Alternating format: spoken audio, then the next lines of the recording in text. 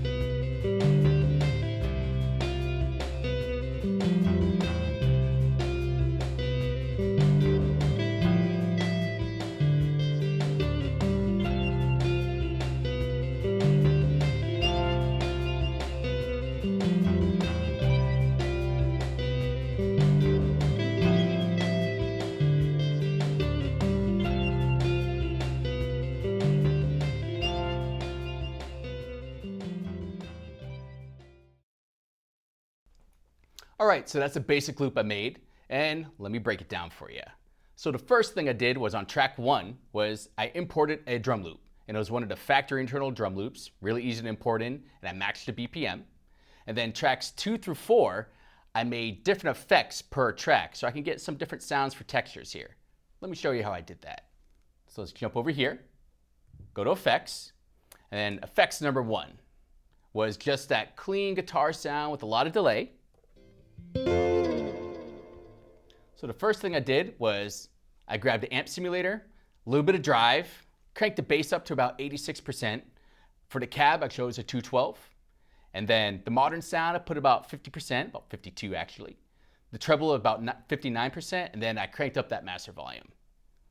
Next, for the modulation, I chose the chorus with the depth around 15%, also cranked up that master volume so it came out nice and clear in the mix.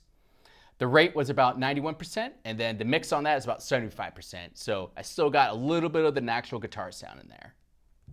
Now for some reverb. I had the time on there around 5 seconds. Also the master volume cranked all the way up, and then the mix on that around 20%, so it didn't totally take over my mix. All right, now for some delay. I love my delay, so I had a delay time on the quarter notes. The mode was damped for left and right. A lot of different modes here, but I really enjoyed that one. The master volume cranked all the way up. The feedback around 22%, so it didn't go on forever, but I got a nice little trickle on it. And then the mix around 42%, so below 50%, so I still had some natural guitar going, but the delay is still prominent in the mix. So let's back out. All right, so let's move on to track 2, where I made that bass sound there. So if you tap on edit, you can see the first thing I used was the whammy pedal. So I dropped that range all the way down, put the master volume at about 0.6%, so it basically matched what the natural guitar is doing. And then the whammy pedal effect all the way up, so I can really make sure I get the full bass sound that I wanted. So pretty simple, pretty straightforward. And then for that third track, let's dive in there. So I chose the amp sound again, the amp simulator, dropped the bass a little bit more from before, about 50%. The cab also is a 212. The modern sound around 42%, treble at 58, and the master volume around 10 dBs there. This time the modulation was a little bit different. I chose a flanger sound with a depth around 92%, so you get that wide range of the flange.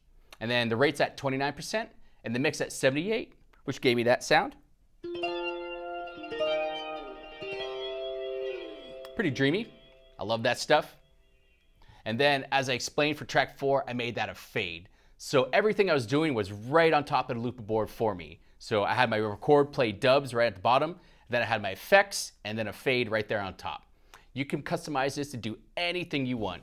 So dive right in and have some fun. Have a great day.